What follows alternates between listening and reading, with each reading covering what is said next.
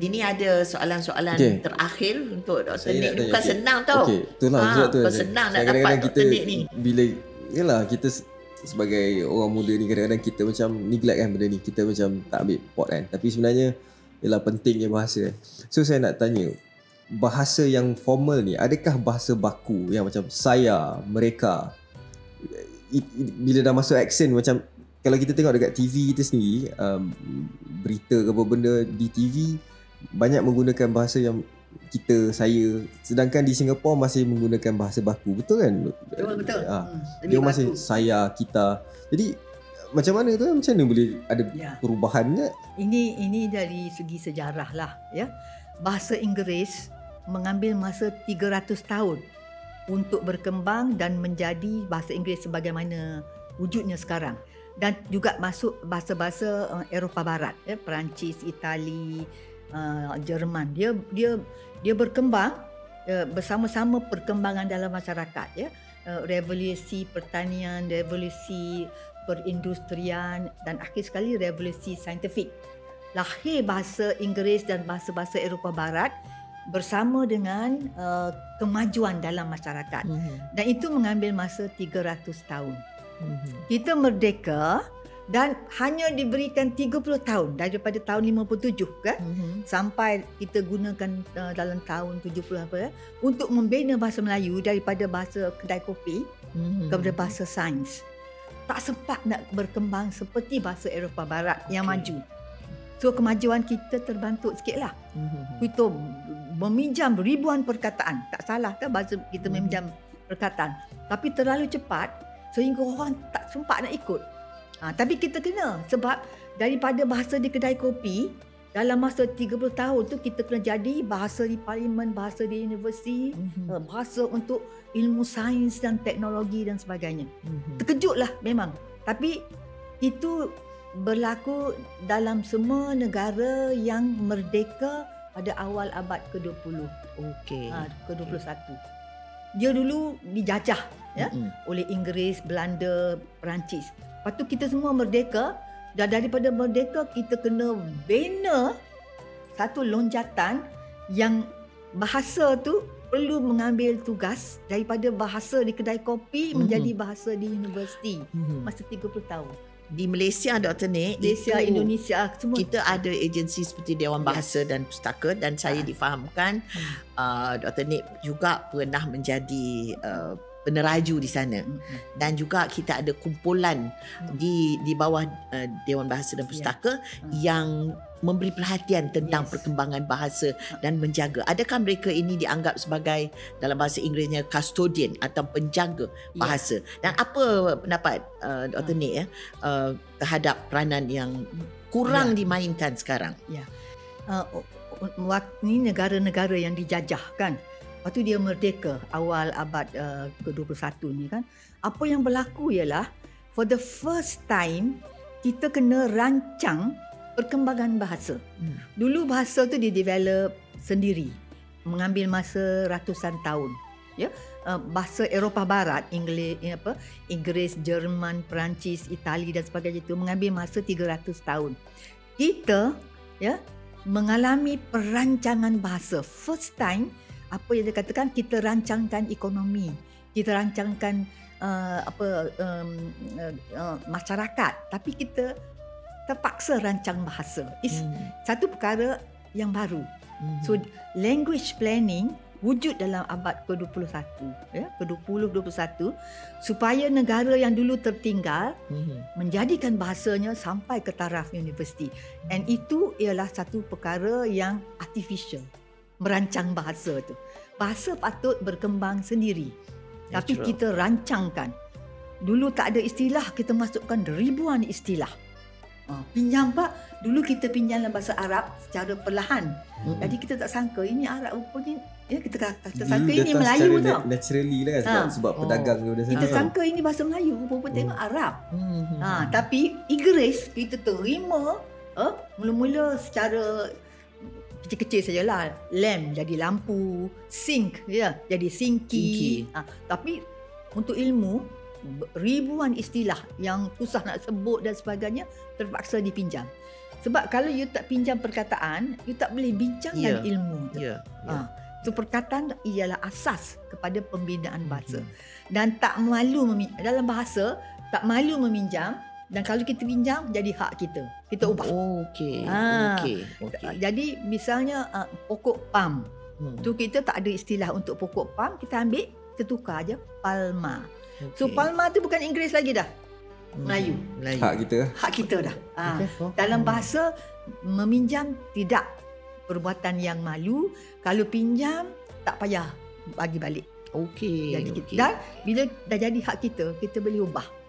Jadi kita pinjam satu saja, kita bentuk perkataan lain berdasarkan hukum hakam bahasa Melayu. Jadi misalnya katalah lampu. Jadi lamp tu kita tu ambil, kita lampu, lepas kita tambah berlampu, melampukan, lampuan, boleh. Kita bina dasar sistem kita. Jadi sebab itu bunyi asing tapi sebenarnya tidak asing. Perkataan itu asing, ya. Dan apabila kita masukkan, kita sesuaikan, katalah alkohol, kan? Alkohol kita pinjam, kita sesuaikan ejaan dulu. Dulu AL, CO tu jadi K. Lepas tu alkohol. Sebutan. Kita sesuaikan dengan sebutan kita, bukan alkohol tapi alkohol. Sebutannya alkohol. Tapi orang Melayu ni dia biasa alkohol. Sebut alkohol peliklah macam orang kampung. Itu kerana tak biasa. Ya, betul. Saya kata sebelum tidur sebut 10 kali alkohol. Bangun pagi esok boleh sebut dah. Jangan malam besok pagi pergi kedai minum alkohol dah. Mi, saya nak tanya sikit ya. Saya banyak social media, kita tengok social media YouTube semua kan. Bila saya tengok, contoh saya nak, bukanlah membandingkan, cuma nak bertanya lah pendapat kan. Macam kita tengok rancangan-rancangan yang saya tengok, contoh saya tengok YouTube daripada UK.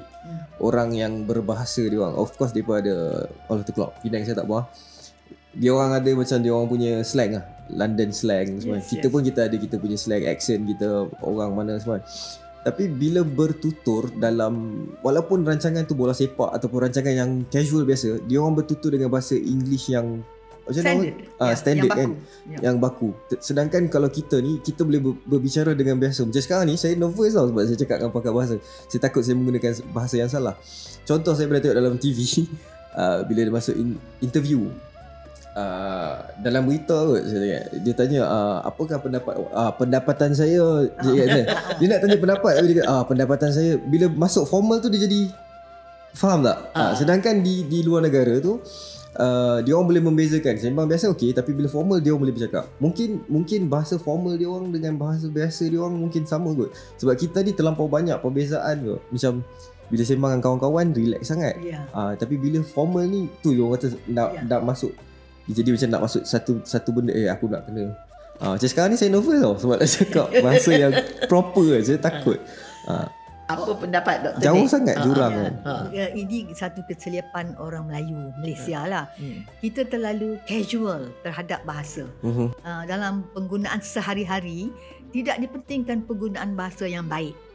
Bandingkan dengan orang Indonesia, apabila digunakan untuk berbual, dia akan menggunakan bahasa yang dianggap bahasa, orang Indonesia ni dia berbangga dengan bahasa Indonesia baku. Dia tahu bahasa lain, bahasa Jawa, bahasa Sunda, Aceh, bahasa Aceh, dia ada dan mereka amat tahu, tapi dia berbangga dengan bahasa kebangsaan. Di Indonesia tahun 1, tahun 2 mereka belajar dalam bahasa ibunda masing-masing.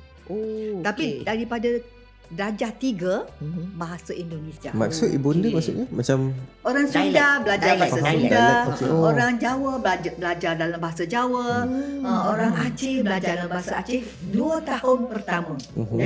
Jadi dia tak lupa bahasa sendiri. Lepas tu tahun 3 terus dia belajar bahasa National Indonesia. Sebab itu bila dia tiba ke universiti, dia bercakap dalam bahasa Indonesia dengan amat kagumlah kalau kita dengar. Fasih dan baik. Okey, Dini. Kita banyak nak belajar lagi ni, Dini. Wow. Nanti kan saya nak nasihat Dini kahwin besok ada anak kan. otak kita ni dari kecil dia berkembang, dia boleh terima apa saja ilmu. So nak ajar 8 bahasa pun dia boleh tu. Ya. Sampai dia remaja 15 tahun. Okey. Lepas tu 15 tahun janganlah ajar apa. otak dah berhenti. Berhenti berkembang. Sebab itu kalau kita sekarang nak belajar bahasa Arab memang susah. Tapi kalau Syahid, kita semua syahid dah. ajar bahasa Arab di umur 3 tahun 4 tahun. Okey. Itu ingatlah kalau ada anak besok belajar sebanyak bahasa. Masa Ada kecil. seorang profesor tu kan di rumah dia cakap bahasa Belanda dengan anak dia, isteri dia cakap bahasa Inggeris. Lepas tu empat saudara dia cakap 4 bahasa dia cakap. Jadi budak-budak itu membesar dalam situasi 4 bahasa. Ya. Dia tak tahu ini bahasa Jerman, ini bahasa Inggeris. Dia tahu ini bunyi bahasa macam tu. Ini besar baru dia tahu. Oh, bagus. Saya Kita akan nak ajar ajar cucu ni kita, boleh. bahasa Penang. Saya orang Penang. Boleh. Okey. Kita di negara kita ni multi etnik. Yes. Kita ada 4. Melayu, Cina, India, dan kalau kita tengok di Sarawak macam-macam bahasa ada. Bermaknanya kalau kita dalam situasi kahwin lain kumpulan etnik, saya tak nak sebut bangsa saya menggunakan perkataan kumpulan etnik. Jadi sangat-sangat sesuai kita mengajar anak-anak kita untuk mempunyai mempraktikkan bahasa yang pelbagai. Betul. Right? Especially macam Dr. Nik Dini, take note, Dr. Nik kata tu masa kecil-kecil lagi, sebelum 15 tahun. Ajar mereka. Sebab macam saya pun, saya rugi sangat. Saya tak reti cakap Cina, saya tak reti cakap India, cakap Tamil. Sepatutnya kita boleh belajar. Ya. Dia gini, bahasa ni kita belajar tapi tidak menggunakannya, lama-lama hilang. Saya pun give up, Dr. Nik. Saya belajar bahasa Belanda, bahasa Jerman, lulus semua dengan sertifikat. Tapi Arab? Arab pun lulus. Oh, lulus. Umi bukan boleh cakap Jerman Umi? Umi cakap Jerman. Guten Tag. Dia je lah. Tapi kalau tidak digunakan hilang. Ya. So adakah kita bahasa kita ni kita selalu kena gunakan bahasa formal ni kena selalu gunakan walaupun waktu kecil. Waktu kecil kan, antara 1 tahun hingga 15 tahun kita boleh belajar apa bahasa sekalipun. Okey. Tidak akan kita lupakan. Tapi kalau tidak digunakan kan, perkataan kita tak ingat lagi dah. Hukum hakam habis langgar kan. Ini ibarat kemahiran bahasa ni kalau you belajar naik basikal kan. Katalah you belajar naik basikal, lepas tu sakit 4 tahun. Aku ni boleh naik basikal ke lagi? Garanti dapat. Sebab kemahiran yang dipelajari itu tak akan luput. Yes. Sebab tu bila yang saya cakap tadi, bila tiba-tiba dia letak ni kan, tiba-tiba orang interview jadi nervous, dia nak keluarkan bahasa-bahasa tak tu yang keluar pada pendapatan saya tu kan. Tapi bila dia dah biasa dalam nervous, saya ingat lagi satu abang ni dia selalu nasihat saya. Dia kata dia dengan anak dia kata dengan anak dia menggunakan bahasa formal. Walaupun masa kecil kan, dia kata dia tak guna bahasa baby yang kita selalu pakai kan, bahasa baby sebab dia kata nak mamam tak ada. Orang besar lah ni duk pakai mamam, katanya girlfriend semua. Budak-budak ni dia kata kalau boleh dengan anak dia cakap bahasa yang ni so that kita boleh train dia kan. And anak dia sangat-sangat bijak lah tengok kan, otak dia. Dan abang tu memang salah seorang yang memperkasakan bahasa Melayu lah. Betul. Tapi kalau selepas 13-14 tahun nak belajar bahasa susah. Jadi kalau masa kecil, kalau ada anak besok, ajarlah apa bahasa sekali. Dengar tu, dah 2 kali Dr. Nik abang. Saya pun nak belajar bahasa luar tapi tak sempat kan. Lupakan lah. Tapi di Malaysia ni, kita sekurang-kurangnya tahu bahasa Melayu, tahu bahasa Inggeris. 2 bahasa. Dan kalau orang yang tinggal dalam masyarakat Cina atau Tamil, dia belajar bahasa Cina dan bahasa Tamil. Ni hari ni memanglah ini satu bukan sembang-sembang biasa tau. Ini sembang-sembang berilmu. Saya cakap tadi Mi, saya nervous tau Mi sebab bahasa ni Dr. Nik jiwa bangsa. Right? I mean, hari ni baru saya sedar betapa pentingnya orang-orang seperti Profesor Emeritus Datuk Dr. Nik Safiah Karim berjuang bahasa di Malaysia. Yang Dan mana yang saya- mungkin tak kenal, mungkin kalau tengok buku-buku teks ke buku-buku yang hebat-hebat, semua ada nama Prof kat belakang kan, sebab Dan, seorang yang sangat hebat. Satu kata-kata akhir daripada Dr. Nick, terutama sekali pada saya, peranan yang boleh dimainkan oleh pemimpin-pemimpin. Umpamanya sekarang, baru orang tahu apa makna tata kelola. Selama ni perkataan tu tak pernah digunakan.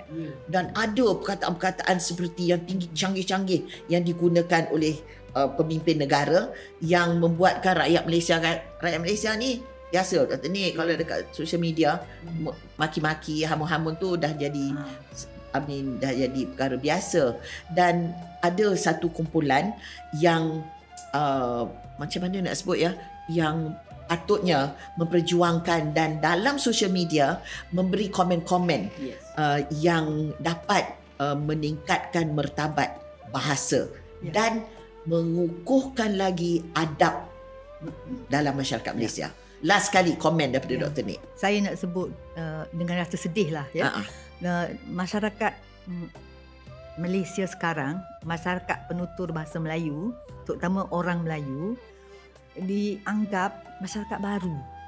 Kalau di England, di Perancis, dia ada golongan atasan yang dihormati orang dan yang penggunaan bahasa mereka menjadi kumpulan contoh.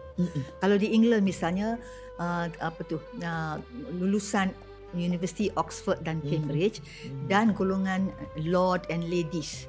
Mereka ni kelas atasan, cakap bahasa Inggeris dengan baik, pergi ke University Oxford atau Cambridge menjadi ahli House of Lords dan sebagainya, dan menjadi turutan dari segi perangai dan bahasa.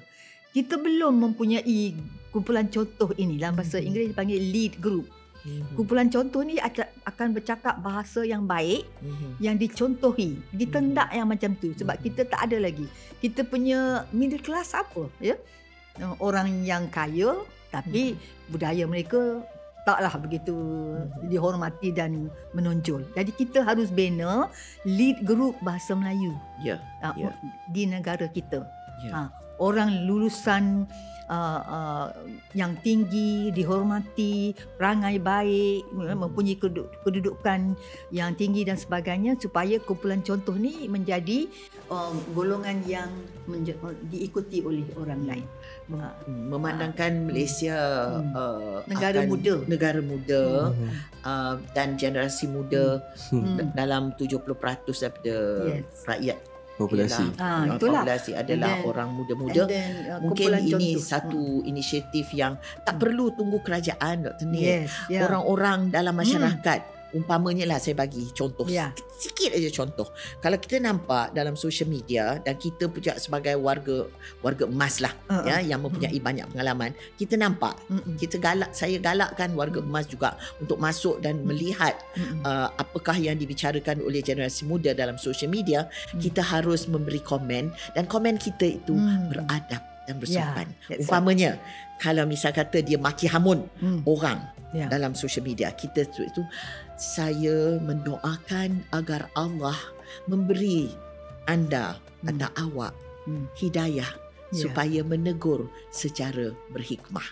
Walaupun kita kena hentam poyo lah, itulah inilah, itu yang saya sering lakukan dalam media sosial, Dr. Nick. So harap-harap Profesor Dr. Nick pun akan masuk dalam social media dan memulakan inisiatif yang kecil-kecil, tapi insya-Allah Allah redha akan tindakan kita. Saya pun berdoa agar pemimpin kita, terutama pemimpin yang visible di media sosial di parlimen umpamanya, pemimpin politik, sebab mereka visible dan surat khabar dalam TV dan sebagainya, sedar tentang peranan mereka dan menjadi pemidato yang baik, menyampaikan fikiran dalam bahasa yang baik.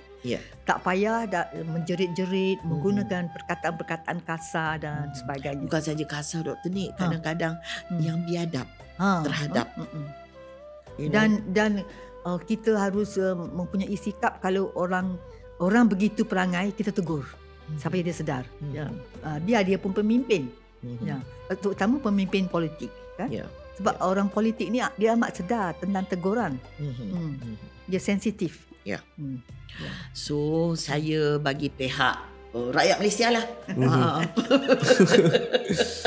mengucapkan Saya bagi pihak tinggi-tinggi terima kasih kepada Profesor Emeritus Datuk Dr. Nik Safiah Karim yang sekarang Alhamdulillah, thank you masih so much. lagi gagah perkasa untuk memperjuangkan bahasa Melayu sebagai bahasa jiwa bangsa. Betul. Boleh saya mencelah ya? Ya, Tak ada bahasa Malaysia. Dari segi ilmu hanya Bahasa ada bahasa Melayu. okey. Ya. Digunakan bahasa Malaysia tu untuk Ha. political mungkin Ya. sebagai Dari segi sosial kita nak memupuk satu negara Malaysia. Tapi dari segi ilmu bahasa Melayu. Ya, sebab itu sebenarnya bahasa Indonesia pun tak tepat. Tapi kerana negara Indonesia dia itu dari segi sosiopolitik, ya. dia terpaksa mencipta istilah bahasa Okey. Indonesia. Saya tahu tu dulu pun Dr. Nik pernah komen kepada saya Yes. perkara yang sama. Masa dalam kelas Umi dulu lah. Masa tu Umi Sebab itu, tidur. kalau di Brunei dia kata bahasa Melayu Brunei. Bahasa Melayu Brunei. Dan di Singapura dia panggil bahasa Melayu. Okey. So kita bahasa Malaysia. Bahasa Melayu juga, tak nak bahasa Malaysia. Okey. Curious lah Umi nak tahu, sorry. Bahasa Indonesia tu dia bahasa apa? Bahasa Maksudnya Melayu. Bahasa Melayu lah. Bahasa Melayu, tetapi Nusantara. waktu dipilih tu bahasa Melayunya ialah yang berasal dari Palembang.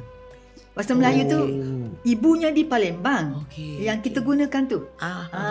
Di Indonesia pun ada Melayu kan? Ada Melayu di okey. Palembang.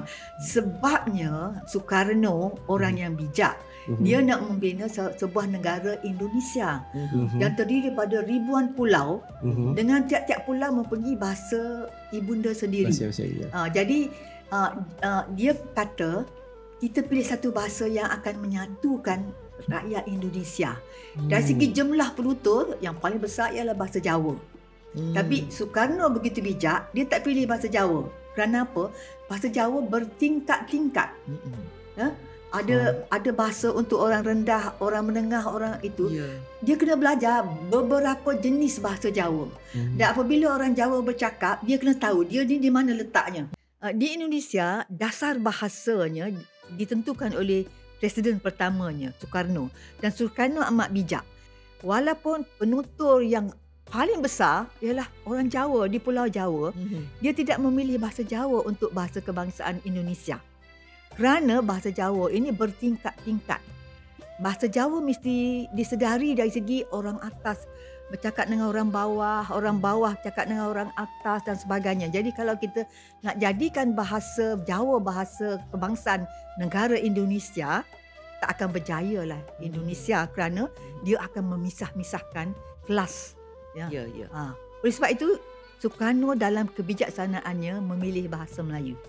Bahasa yang sikapnya rata, tak ada yang tinggi, tak ada yang rendah, dan bahasa Melayu memang senang dipelajari berbandingan dengan bahasa bahasa-bahasa etnik lain di Kepulauan Jawa. Sebab itu bahasa Melayu dipilih. Bahasa Melayu itu berasal dari Palembang di Sumatera. Wah, itu satu fakta baru tu. Yes. Pernah dengar ke ini? Saya tak Umi tahu. pun tak Saya pernah tahu dengar macam tu. saya cakap tadi lah. Saya tahu yang kat sana pun ada Melayu juga kan. Yelah. Tapi itulah kita dengar bahasa Indonesia. So baru kita tahu lah Bahasa sebenarnya. Indonesia tu nama Yalah. politik untuk Nama negara politik. yang baru Wujud lah, macam bahasa Malaysia. Macam bahasa Malaysia lah kan. okey. Tapi sebenarnya digunakan bahasa Melayu lah asalnya. Ya. Okey, faham. Jadi oleh sebab itu kalau untuk negara Malaysia, orang merujuk bahasa Malaysia, tapi saya ahli bahasa. Saya kata bahasa bahasa kebangsaan negara Malaysia ialah bahasa Melayu. Dr. Nik dah banyak kali cakap dengan Umi tu tahu. Pasal itu Umi pun alamak, ya ke ni? Dari segi ilmu, Yes, nama sahnya bahasa Melayu. Ya. Okey. Okey. Dr. Nik. Ha. Wih, rasa-rasanya Tak puas sembang-sembang lah ni. malam minggu ni kan. Tak puas. Rasanya memang panjang lagi ni kalau ikut-ikutkan. Tapi kita berhenti setakat ini dulu. InsyaAllah kalau ada chance nanti kita kalau ada sambung peluang lagi. Tak tahu pasal kita history. Nak jemput, Bahasa-bahasa istana semua. Prof. Nik Safiah untuk bersembang-sembang lagi dengan kita. Kalau misalnya doktor sebagai pakar bahasa nak memberi ceramah, it's quite macam mana nak sebut tension jugalah orang yang nak mendengar tu Dr. Nik. Sebab ini kan ini ilmu. Dan Malaysia ni, di Malaysia ni, kalau hiburan semua suka. Kalau dia bab-bab ilmu ni, alamak boring lah. Alamak, macam tu. Ini pun belum saya bercakap secara teknikal tata santai lagi. Ini santai aja. Betul ni. Maybe kan saya nak cadangkan kita buat inilah wacana. Ya, boleh. Dan kita pergi menjelajah ke universiti-universiti. Dan orang-orang muda ni lah yang kita nak. Itu satu cadangan saya. Kedua, saya rasa Dr. Nik harus memberi input kepada parlimen supaya kita mengajar ahli-ahli politik kita, tak kira lah parlimen ke Dewan Undangan Negeri ke, supaya menggunakan bahasa yang cantik apabila supaya menjadi contoh lah. Menjadi contoh pada generasi kita. Dengan harapan itu, saya bagi pihak Yayasan Nur Inspirasi lah, yang Dr. Nik merupakan kita punya pengasas yayasan, ucapkan ribuan terima kasih. Dan Dini, banyak yang kita belajar hari ini. Alhamdulillah. Dan rasanya kena banyak kita berfikirlah Dini. Betul. Ya, Yes, untuk betul. memperbaiki lagi cara kita bertutur, cara kita memberi komen. Dan Saya akan belajar buat pantun je. dan juga betul ni, saya pun buku yang terkini saya nak berkolaborasi dengan Dr. Nik untuk mewujudkan satu pantun, buku pantun. Umi, apa kesimpulan yang Umi dapat daripada Kesimpulannya perbincangan di sini adalah bahasa Melayu kita tu kita kena mengekalkannya sebagai, macam saya sebut tadi, jiwa bangsa kita. Walaupun Dr. Nik kata tadi bahasa Melayu, tapi kita guna bahasa Malaysia. Ya, betul. Tak kira itu semua. Yang penting kita kena belajar menggunakannya dengan baik. Ayuh rakyat Malaysia. Betul. Dan bahasa itu budaya kita. Ya. Betul. Okey, dan terima kasih banyak Dr. Nik, terima kasih Dini. Terima kasih Umi. Dan kita Terima berjumpa kasih, lagi Doktor. di episod yang akan datang. InsyaAllah. Bahasa jiwa bangsa.